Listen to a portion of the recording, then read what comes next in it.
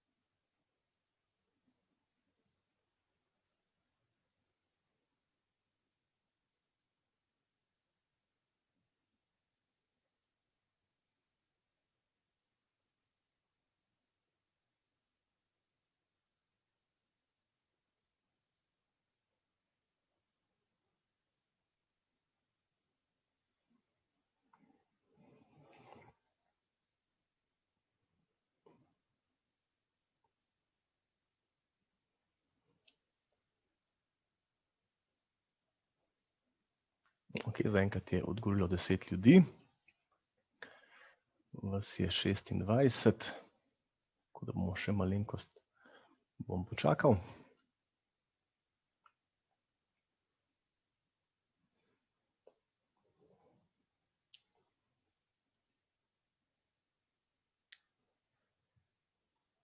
Hema je že kaj več kot 10 ljudi. 17, evo.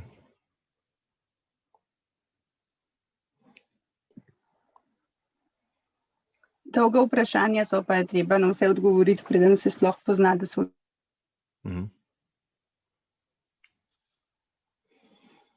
Zdaj, recimo temu pravilne odgovore bom razkril ob koncu mojega dela.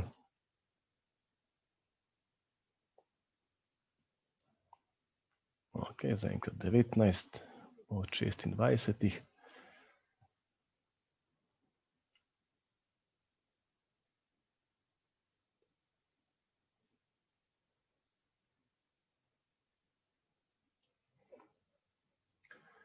Ok, če kdo še ni, naj dokonča, sicer pa bom jaz zdaj naredil eno tako primerjavo med tema dvema. Zdaj govoril bom iz lastnih izkušenj, ker pri svojem pouku uporabljam tako učbenik, sicer v 6. razredu, kot samostojne delovne zvezke, potem v 7., 8. in pa 9. razredu. Evo, tole je en del izbora platnic, vsak ima enega predstavnika. Zdaj, v učbeniku so na začetku vsake enote tudi zapisani neki cilji učenja. Pod tem zavihkom tukaj spoznali bomo. Recimo tega v SDZ-ju ni, je pa v učbeniku. Tudi učbenik ima, SDZ pa ne, neko nalogo, včasih dve, s katero preverimo neko predznanje. Kot rečeno, tega v SDZ-ju ni. Obravnava nove učne vsebine oziroma snovi je tudi v učbeniku malenkost bolj razdeljena. Ponavadi so kakšne zgodbe, preko katerih se spoznava nove učne vsebine, kakšna aktivnost, kot je recimo tukaj, ni napisana kot aktivnost, ampak lahko bi tudi nek učitelj, torej vi, dobili neke zamaške, kakšne gumbe, kaj takega in potem raziskovali razmerje med obsegom in pa dolžino premera kroga. Tako nekako izgleda recimo tale učna snov v učbeniku, tako izgleda pa v samostojnem delovnem zvezku, torej bolj kot samo nek povzetek teorije tistega, kar je recimo predpogoj za potem nadaljevanje in reševanje nalog. Podobna zgodba je potem v obeh dveh, v učbeniku in v SDZ-ju, glede rešenih primerov, z razlago, postopki, uporaba barv.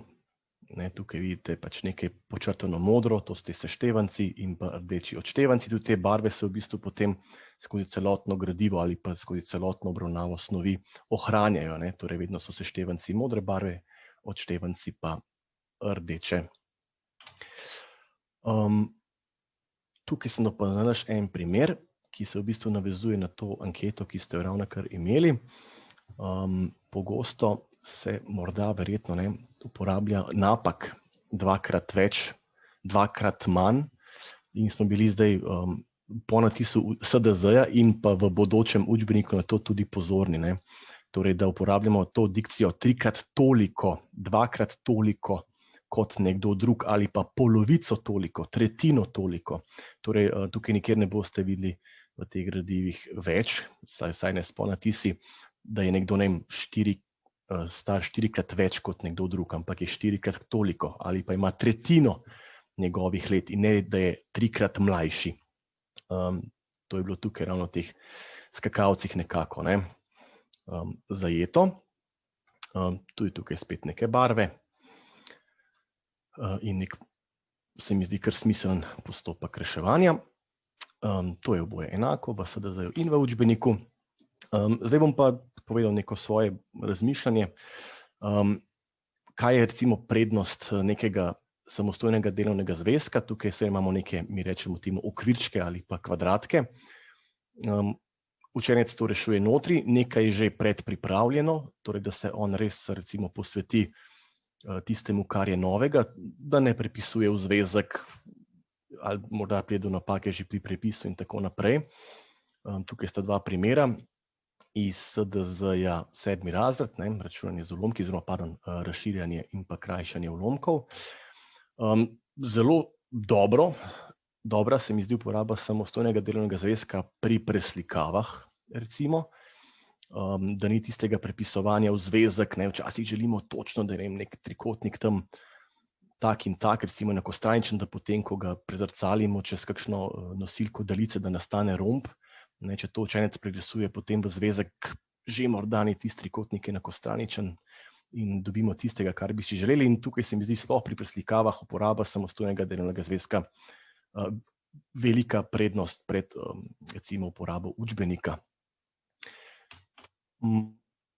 Je pa en minus, morda za koga, recimo to sem že slišal, uporaba teh okvirčkov pri recimo v 9. razredu pri množenju veččlenika z veččlenikom, kjer v bistvu smo s temi okvirčki morda je kdo malo omejen oziroma niso narejeni tako, kot bi nekdo izmed vas razlagal, množenje veččlenika z veččlenikom ali pa česarkoli drugega pri izrazih.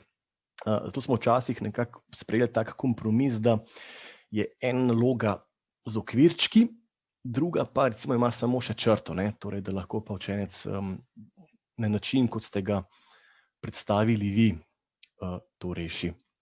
Recimo tukaj kdo vidi kakšen minus v tem, da je omejen s temi okvirčki.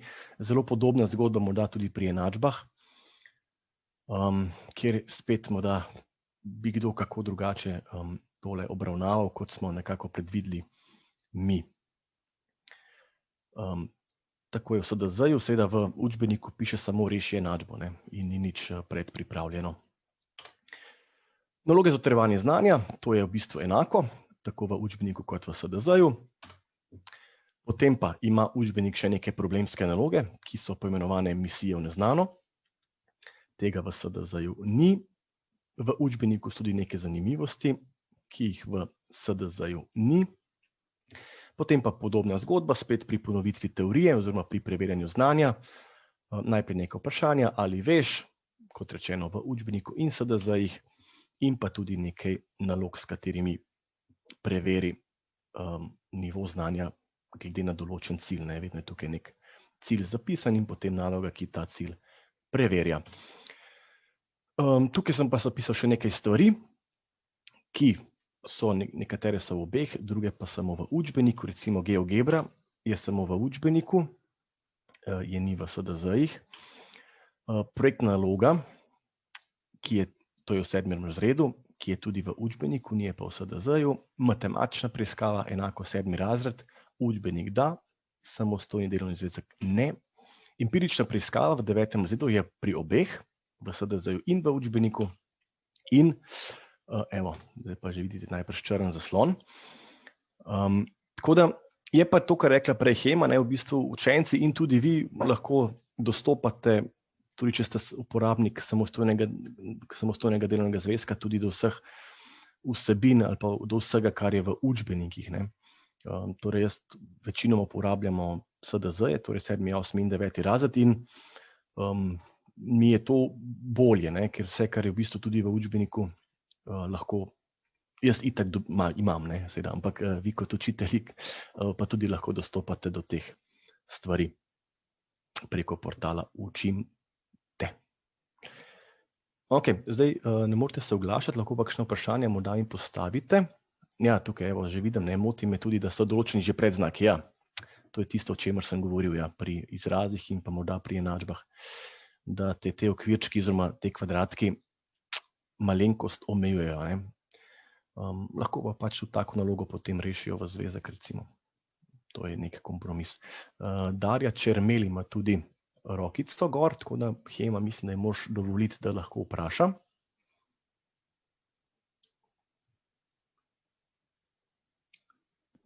Sem dovolila, če želi gospa vprašati, mora dati še mikrofon prižgati. Sicer pa v questions and answers. Se pa včasih zgodi, da kdo roko dvigne po nesreči in sploh ni bilo želje vprašanja. Morda, Hema, lahko zdaj še deliš rezultate, ankete. Takoj. Evo. Evo, 36krat, ja. Andreasu Goldbergerju ni res, v bistvu Andreas Goldberger, to so realni podatki, je zmagal 20krat in ne 36krat. Potem Andreas, drugo vprašanje. je zmagal 20krat, 5krat toliko kot Primož Peterka. Ne, Primož Peterka je zmagal 15krat v svoji karieri in ne 4krat. Jane Ahonen, Sven Hallenwald pa res 18krat, ne 2krat toliko, ne 2krat več, in pa Espen Bredesen je zmagal polovico toliko, torej 16krat, ne. Ja, tukaj imamo pa polovico toliko, ne 2krat manj, ampak polovico toliko zmag je dosegel kot Espen Bredesen. Ok, Darja Čermelj, očitno ne gre z mikrofonom, še kakšen questions and answers, ne. Ok, če bo kaj potem še, boste lahko tudi na koncu vprašali, sicer pa zdaj predajam besedo moji soavtorci Vani Ocvirk-Karner. Mitja, hvala lepa. Samo še odgovorila na to vprašanje, ki je bilo, da moti, da so že določeni predznaki. Naloga, ki jo je Mitja pokazal, je bil njen namen, da najprej oni ugotovijo, katere člene morajo množiti skupaj, potem v naslednji nalogi pa se ukvarjajo s predznaki, zato da pri prvi nalogi najprej dobijo ta občutek, kaj množijo kdaj, in se ne ukvarjajo s predznaki, ki bi jih znali na začetku zmotiti in zavesti. Drugače pa tudi, kot je Mitja rekel, kar nekaj nalog potem, ki so pa nam brez kvadratkov in okvirčkov, da lahko rešujejo učenci po svoje. Tako, Mitja, hvala lepa. Zdaj pa izvoli, Vanja, boš nadaljevala ti. Ja, en lep pozdrav tudi v mojem imenu. Torej, jaz bom z vami delila neke vsebine o povratni informaciji, tako kot smo nekako najavili oziroma smo se pač dogovorili, in sicer takole, samo malenkost. Povratna informacija je zagotovo za vse nas zelo pomembna, tako za vas, oziroma tako za učenca, kot tudi za učitelja, in na nek način nam pravzaprav učenci z svojim delom pravzaprav sporočajo oziroma nam pokažejo, kakšen je njihov napredek in pa ali drugače, kako napredujejo ali ne, medtem ko pa jim mi nekako z našo povratno informacijo sporočamo, kako mi vidimo to njihovo delo. Torej, v splošnem naj bi povratna informacija spodbujala učenca na njegovi, bom rekla, na njegovi poti oziroma na njegovi poti do cilja, in včasih se res vprašamo, ali jo znamo zapisati tako, saj je bila, bom rekla, povratna informacija tista, s katero smo se zdaj v času daljave zagotovo zelo, zelo pogosto srečevali in je bila hkrati tudi, da tako rečem, zelo pomembna. Bom še malo počakala na temle zaslonu. Če zdaj govorim kar iz lastnih izkušenj, osebno sem v času prve daljave, da uporabim ta izraz, ki mi ni najbolj všeč, v lanskem letu delovala v bistvu tako, da sem večino ur izvajala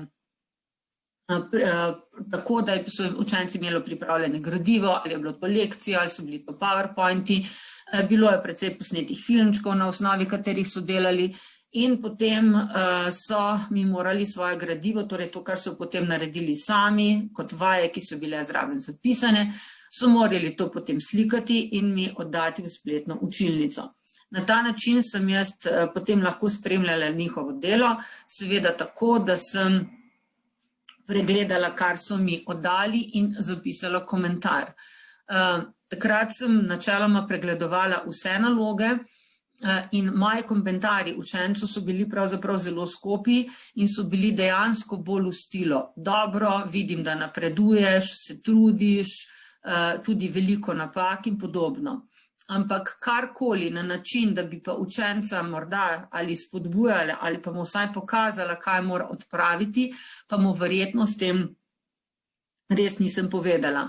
Zato, tako da bom rekla, da sem pravzaprav, čeprav sem delala ogromno in me je to obremenjevalo, tako kot verjetno tudi vas, pa pri tem verjetno nisem učencu dala ustrezne povratne informacije. Zdaj, zakaj je prišlo do tega, da sem začela razmišljati o drugačni povratni informaciji, vam ne bom razlagala, pa vendarle sem začela spreminjati svojo povratno informacijo tako, da sem izhajala v bistvu iz same naloge in da sem ob tem vse, kar, bom rekla, vemo o učencu, resnično dala na stran in sem se osredotočila izključno v napako. V nadaljevanju vam bom pokazala nekaj takšnih stvari z različnimi komentarji. Recimo, torej, kot sem rekla, torej dobro, pravilno vidim, da se trudiš. Recimo učenec, ki je mi nekaj takega oddal, iz karkoli od tega, tudi če sem napisala samo veliko napak, lahko bi mu napisala tudi vidim, da se trudiš, verjetno iz tega ne bi znal razločiti, kaj sem mu pravzaprav želela sporočiti. No, in zato sem svojo povratno informacijo spremenila. In preden bom pokazala naprej en del, bi rekla še tudi tole. Svojo povratno informacijo sem spremenila, pa vendarle usmerila sem jo zelo v nalogo, v to, da bi učenca res usmerila v odpravo napak, da bi bila pri tem čim bolj natančna. Pokazalo pa se je nekako, da pravzaprav pa učenci temu niso sledili. Zato sem ne sicer preko Zooma, ampak preko spletne učilnice Arnes, ki jo uporabljamo, tam izvedla anketo, kjer sem želela, da mi učenci sploh odgovorijo, ali berejo komentarje in ali pogledajo popravke. To, kar vidite, mislim, da vam je jasno, so torej direktni print screeni oziroma izrezki izdelkov mojih učencev.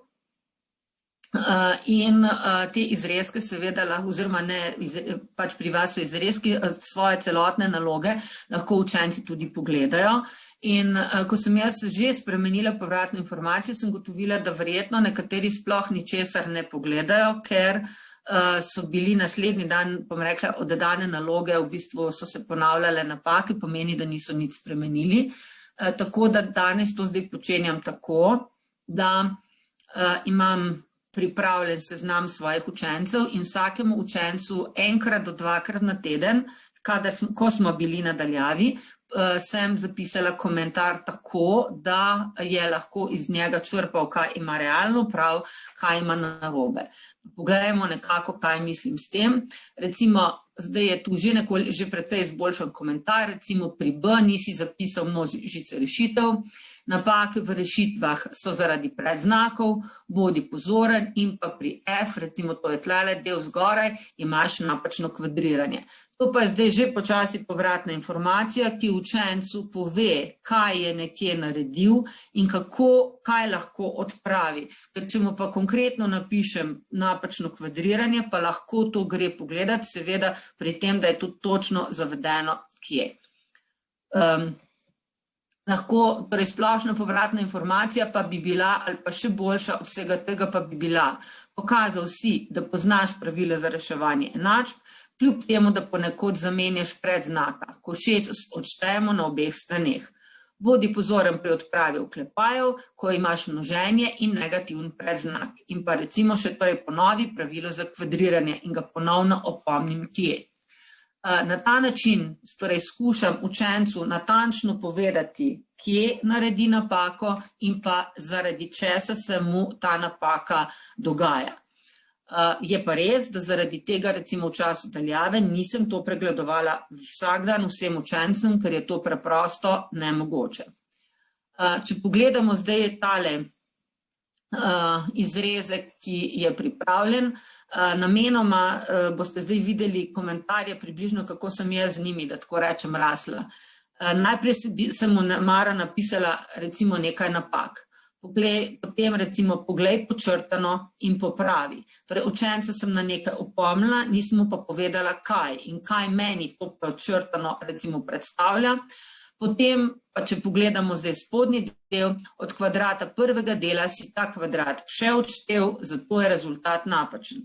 Tvoje izpostavljanje ob koncu je napačno, števila 7 ne moreš izpostaviti, da bi lahko, bi zadnji člen moral biti 7 in ne 1. S tem sem učenca resnično opozorila na njegove napake, torej na prvo in potem na drugo in pa na zadnji del. Pomembno se mi zdi, da torej vedno skušam pri kakršnihkoli komentarjih biti pozitivna in tudi iz nekega drobca, ki ga učenec naredi, potem potegniti tisto ključno ali pa kolikor toliko pohvalno. Tudi takšne izdelke imamo in ta je namenoma izbran v stilu, da je da v njem ni napak, zato tudi ni popravkov, čeprav ni najbolj estetski, ampak sem jih namenoma pustila tako. Lahko mu napišem samo pravilno, lahko pa napišem, torej vsi postopki so pravilni, pri primeru Č pa ni zapisanih vseh korakov. Kar pomeni, da tudi nekomu, ki recimo zna, povemo še, kako lahko ali kakšno stvar izboljša, ali pa da vidimo, da je morda ali nekaj izpustil ali naredil drugače. Tudi v tem primeru, ki je tukaj pripravljen, torej, če pogledamo najprej, torej, da ko to on sam pogleda, vidi in tako naprej in mu rečemo, da naj samo pazi, kako zapisuje postopke, verjetno pri tem ni vedel, kaj je narejeno, čeprav je bilo podčrtano, torej, kaj je narobe, nekako narejen vprašaj, ki ga je tudi težko zapisati, ne obstaja, da ne bo pomote. Potem, no, zdaj pa kaže, da tako, potem zapisane enakosti ne držijo in pa zadnji, najboljši komentar, torej pri primeru C namesto 33 BC zapišeš le 3 BC, na to pa se ti v naslednji vrsti spet kar pojavi BC in pa pri primeru A spodaj, torej narobe izračunaš kvadrat števila 7, ker je tukaj napisal 64 in to nikakor ni moč videti, kot da se je zmotil, pa da je to nekakšna 49. In še v splošnem bi lahko pri tem izrezku opazili tudi to, da je pri delu nadaljavo recimo je problem lahko tudi pravilno zapisovanje. Lahko bi učencu tudi zapisala, da ob koncu prejšnjih dveh vrstic, tako v prvem kot v drugem primeru, ne zapisuje enačajev. Jaz sem se v tem primeru osredotočila resnično na to, da jim tega še dodatno nisem pisala, ampak sem potem te popravke nekako delala ali torej jih delam zdaj v razredu oziroma sem jih na to opomnila v videokonferencah, ki smo jih izvajali, kjer smo si tudi določene stvari kdaj na tak način pogledali. Potem naslednja recimo takšna naloga kot izziv. Mogoče je prav, da rečem še to, ko sem razmišljala o tem, sem razmišljala tudi o tem, da bi se razdelili po sobah, ampak je način dela pri webinarju drugačen in bi vi sami zapisovali povratne informacije. Mogoče se vam v celoti kdaj zdijo preproste, pa jih včasih niti ni tako preprosto napisati, čeprav mi sami vemo, kaj želimo. Sploh zato, ker smo včasih nekako zelo pod vtisom tega, kar smo naredili pri uri ali pa učencu podali preko videokonference, potem pa dobimo izdelek, ki je pravzaprav v popolnem neskladju vsem tistim, kar smo mu posredovali. Opla, zdaj pa je moj gospod računalnik preskočil nekaj stvari. Takole. Torej, tlele smo nekako bili. Skratka, v prvih dveh informacijah bi mu najprej napisala samo kar kvadriranje in pa kako rešuješ drugi primer. Če pa zelo natančno povzamemo to povratno informacijo, sicer že spodnji del vidite in ga lahko preberete, bi pa rekla, ne, tale učenec je tule naredil neko čudno stvar, nekje je izgubil 11b, pa tule ni jasno razvidno, ali ga je mogoče izpustil, razni iz tega, da ga pač v naslednji vrsti ni.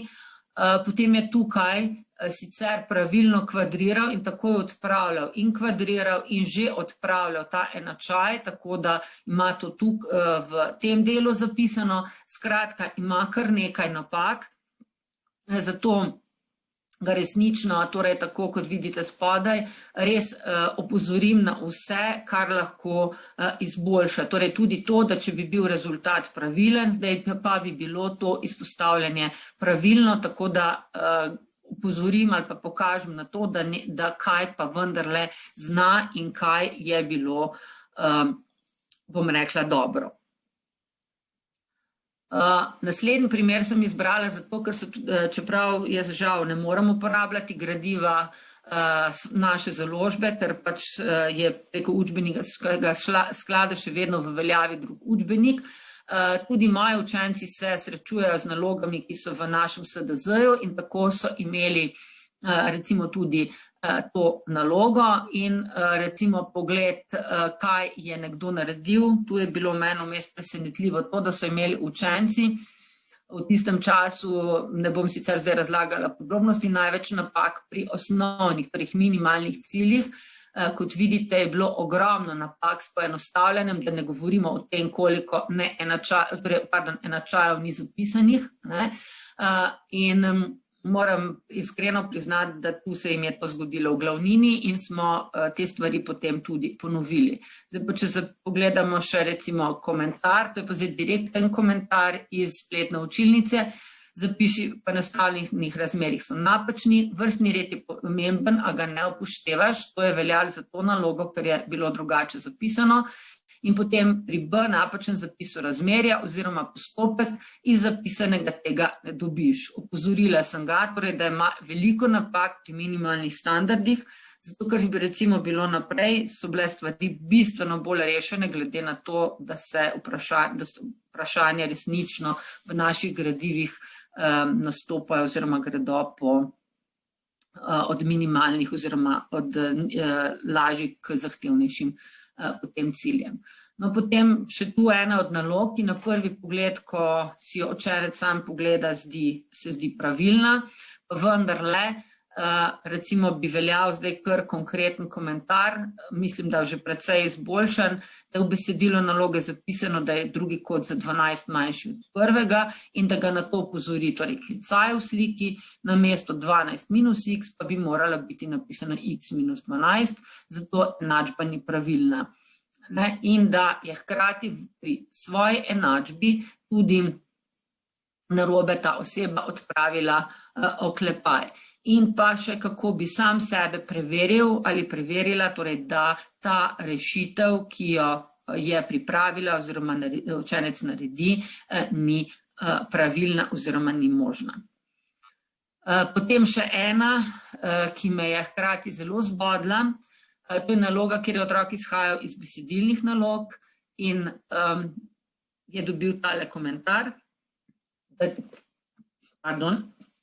da je najtežji del naloge, torej zapis enačbe pravilen, potem pa učenec v nadaljevanju izpusti neznanke, potem pa se mu v zadnji vrstici x preprosto kar pokaže, ker ga vmes ni nikjer in saj je neznanka tudi na desni, a je ne upošteva. Tako da učenec nekako vidi, kaj je naredil. Pri svojem delu sem zdaj v zadnjem delu oziroma v bistvu v tem primeru ob vrnitvi, čeprav smo tudi preko videokonferenc to pogosto počeli, ampak pri videokonferencah smo komentirali skupaj, medtem ko v šoli pa so povratno informacijo dajali učenci, tako da smo si prav tako pogledali določene stvari. Jaz bom komentirala, zakaj sem jim neke stvari izbrala, ki jih boste tule videli. Tole nalogo sem izbrala zato, da razen tega, da je tale 3 z rdečo, ki jo pač oseba ni znala nekako po svoje priti do rezultata, to je bilo zapisano, ker so si pregledovali sami. Oseba sama v sami nalogi ni opazila napake in tudi učenci so potrebovali nekaj časa, da so ugotovili, kaj je narobe. Tako da, torej namesto, da bi odštevala, je seštevala, zato dobila napačen rezultat in pa seveda na levi spustila oseba znak minus, ampak na prvi pogled pa zgleda enačba rešena idealno in ravno pri takih nalogah se mi zdi, da otroci zelo težko najdejo, vsaj tista oseba, ki sama rešuje, zelo težko vidi napako. Naslednja je pa tudi tale, ki sem jo izbrala zato, ker ko so si sami pregledovali na rešitev x je 25, si učenec naredi kljukico na minus x je minus 25. Tu smo se opozorili, kaj rešujemo, torej da učenec mora priti do x-a in da tole kljub njihovi kljukici še ni pravilno rešena naloga. Ali pa ne v celoti. Potem naslednja, zdaj vam verjetno ne bo težko prepoznati napak učenca, Zelo hitro ko so morali povedati, kaj je oseba naredila narobe oziroma kaj jim svetuje, so ugotovili, da je bila napačen, torej najmanjši skupni imenovalec, čeprav je še vedno pravilen, ampak ni najmanjši, medtem ko da so ugotovili, da tule manjka oklepaj, zato je bilo pa potrebno malo več časa in sploh, kaj bi ta oklepaj torej povedal v nadaljevanju. Tole so konkretno naloge, ki so jih moji učenci reševali prvi dan povratka ob vrnitvi v šolo, torej ravno danes teden, ker smo štajerskega konca in rezultat, kot vidite, nikakor ni bil idealen. Tole je še ena od enačb, kjer so pa dokaj hitro ugotovili, da tale oseba, ki je to reševala, zelo slabo kvadrira in zato ne pride do pravilne rešitve. V 8 razredih smo našli nekaj takega in tu smo si posebej povedali, kaj kje kdo naredi in pa zakaj narobe, ker vidite, da učenec ne zna pravilno odpravi oziroma koreni, pa ne ve, zakaj koreni, tukaj pa odšteva in otroci so znali kar povedati, kaj dela ta oseba narobe in kaj mora popraviti. To smo potem delali v šoli in smo si recimo zapisali pravilen rezultat potem tudi ob koncu. Potem nekaj podobnega, kot je tule. Bom rekla, izhajala sem iz klicajev, ki sem jih dodala, to so bile slike učencev, ko sem pregledala izdelke in so tudi tu ugotovili, na to sem jih opozorila, recimo, da učenec do tele vrstice, ki jo zdaj kažem, zna priti pravilno, potem pa pozabi na pravilo o odpravljanju oklepajev in ima zato torej rezultat napačen.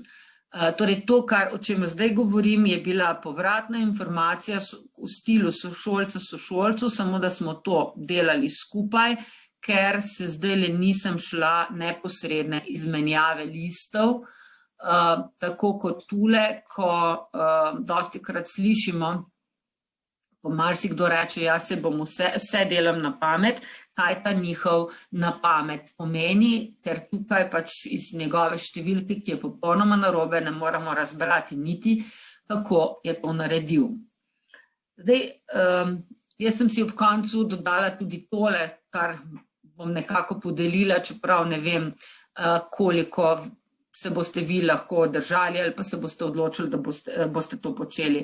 Jaz bom povratno informacijo učencu obdržala tudi, ko bom pouk izvajala v šoli, torej mojo lastno, in sicer bom pri tem izhajala iz domačih nalog, tako da si jih bom preprosto skopirala, popravljala ali ne popravljala, ker natančno vemo, da si učenec, ko si naloga pregledamo, včasih nekaj popravi, oceni, da je to prav, v resnici se pa iz postopka vidi, da temu ni tako.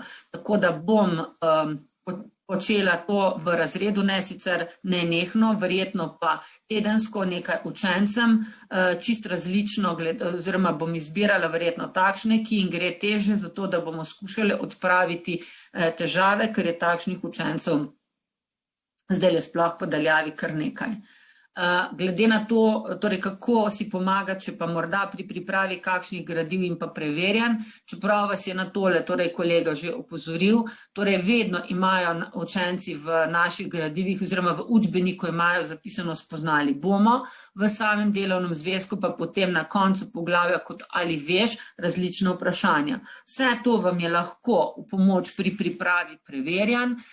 Recimo kot preverjene naprej je zbrano eno iz 8. razreda, imate napisan torej cilj, ki ga zasledujemo in tudi, če so vaši učenci nekaj podobnega, recimo oziroma ste jim dali to preverjanje, naprimer za nalogo ali kaj podobnega, lahko vi sami s pomočjo ciljev, ki jih imate, sestavite podobne naloge, zasledujete cilj, ki je predpisan v učnem načrtu, saj smo mi le-te povzeli od tam, tako da lahko jasno vidite potem, kaj vaš učenec zmore in kaj ne. In tudi, kot pravim, če ste jim to dali za domačo nalogo, lahko glede na že zapisane cilje in na osnovi, ki so tu, zelo hitro sami sestavite podobne naloge, ki nekako preverjajo te cilje, ki so zapisani, in imate zelo hitro tudi vi sami lahko potem pregled oziroma uvid, če kaj takega potem pogledate, pripravite, vam oddajo, rešijo kot kviz, pač odvisno od tega, kako bi si vi to zastavili. Prav tako si lahko pri pripravi preverjanj pomagate tako, da vzamete že pripravljene zglede, ker so vedno o poglavjih kot Pomagaj si, in potem, če recimo teh rešenih zgledov v stilu Pomagaj si je več, oziroma se ločijo, jih je različno število glede na zahtevnost poglavij, tako je pravzaprav najbolj prav reči, ker določena poglavja so takšna, da smo dali pač več takšnih zgledov, ki učenca vodijo k reševanju, pri lažjih pa jih je nekoliko manj. Lahko si pomagate torej s temi, ki so iz Pomagaj si, in potem otroku zapišete lahko kot komentar, kaj si naj pogleda, kje bo potem videl pravilno rešen zgled. Tako, to bi bilo z moje strani vse. Kar se mene tiče, hvala za vašo pozornost. Vanja, hvala lepa. Če imate kakršnokoli vprašanje glede tega, kar sta povedala Vanja ali Mitja, napišite spodaj v vprašanja. Če imate kakršnakoli vprašanja druga glede gradiv, tudi napišite vprašanja. Jaz vam bom zdaj predstavila še malo portale, prav v podrobnosti se ne bom spuščala, ker vas veliko že poznate portale. Tisti, ki portalov in naših gradiv še ne poznate, se obrnite na našo promocijo, na naše svetovalce in bodo z veseljem prišli do vas, ne vem kako, v živo, gotovo pa lahko preko vseh spletnih aplikacij, ki ste jih zdaj že dobro navajeni uporabljati, in vam bodo predstavili gradiva in odgovorili na vsa vprašanja. Pri delu na daljavo se je zelo dobro izkazalo, so se zelo dobro izkazali naši portali. Samo malo, da delim. Tako. Portale imamo 3. Prvi portal je še vedno ostal namenjen učiteljem. Na tem portalu učitelji najdete dodatne stvari, ki jih vi potrebujete pri pouku. Tukaj vidite, imamo predloge letnih priprav, predloge dnevnih priprav, dodatne zvočne posnetke, tega pri matematiki sicer ni, rešitve nalog vseh samostojnih delovnih zvezkov in učbenikov, dodatne učne liste, preizkuse znanja in stvari, ki vam lahko pomagajo pri sami uri in pri pouku. Do teh stvari učencem nismo želeli dati dostopa, ker se nam zdi, da jih potrebujete vi, če jih dobijo oni, pa izgubijo svojo vrednost. Zato učenci tudi v prvem valu, ko smo imeli odprt portal Učimte, niso imeli dostopa do vseh teh dodatnih gradiv, imeli so pa dostop do interaktivnih gradiv.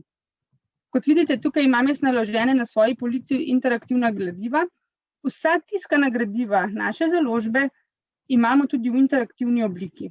Pomeni, da imamo za vsak samostojni delovni zvezek natanko takšno gradivo, kot je tiskano, narejeno interaktivno. Če pogledamo na primer 7. razred, prvi del.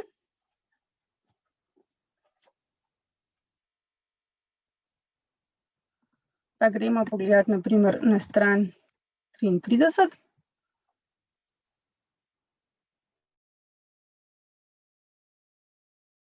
Slabo povezavo imam, zato dela tako počasi.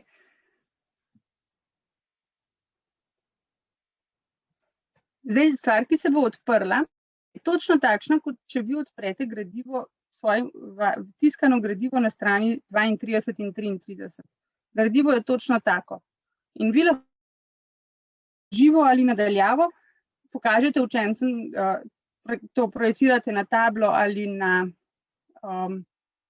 na zaslon, če delate nadaljavo, in lahko z učenci rešujete stvari in se z njimi pogovarjate o teh gradivih. Kot sem vam že prej omenila, imamo na novo interaktivne razlage. Če tukaj odpremo, se odpre interaktivna razlaga. Žal nisem delila zvočnega pozvoka.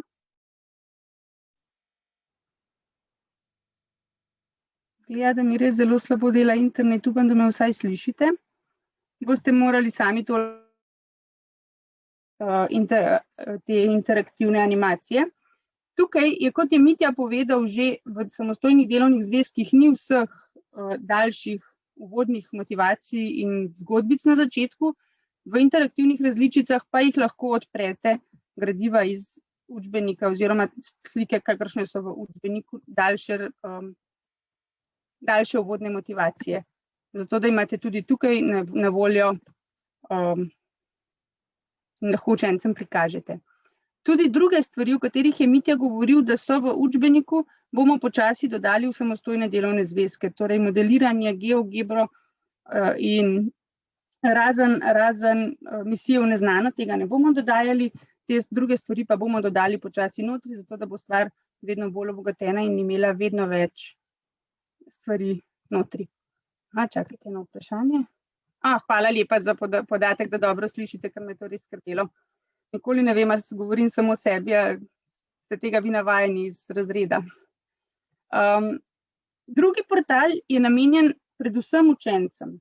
Tukaj imajo učenci najdejo interaktivne naloge, s katerimi lahko utrjujejo svoje znanje. Poleg interaktivnih nalog je tukaj tudi nekaj, recimo temu, pripomočkov, s katerim učenci krepijo svoje razumevanje. Naprimer, za reševanje enačb po ekvivalentnem preoblikovanju, do katerega končno pridemo v 9. razredu, so tukaj postopno pripravljene naloge s tehtnico, da oni začnejo razumeti, zakaj odštejemo 2 na obeh straneh, zakaj ne samo vržemo na drugo stran in spremenimo predznak, ampak krepijo to svoje razumevanje, da bodo potem naprej lahko lažje delali. Potem so tudi tukaj besedilne naloge za starost, imamo številske te časovne trakove in se premikajo po njih in ugotavljajo, kaj se dogaja in kaj sploh pomenijo te naloge, ki jih imajo pri besedilnih nalogah. Stvar, ki smo jo zdaj letos dodali, pa je povezava na e-učbenike. Učenci imajo zdaj dostop do e-učbenikov in ta povezava je narejena kar avtomatsko. Če oni tukaj kliknejo na e-učbeniki, jih pridajo na portal e-učbeniki.mk.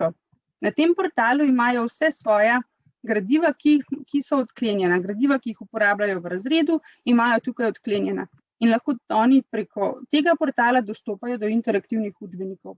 To mogoče pride zelo vam prav za rešitve, da lahko oni sami preverijo, ali imajo rešitve pravilne, ker včasih slišimo, da vas moti, da nimamo rešitev natisnjenih zraven gradiva.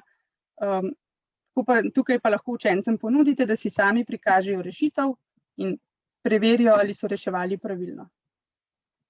Rešitev lahko tudi vpisujejo noter in preverijo sami, rešijo kar noter v okvirčke oziroma načrte in preverijo, če je rešitev pravilna.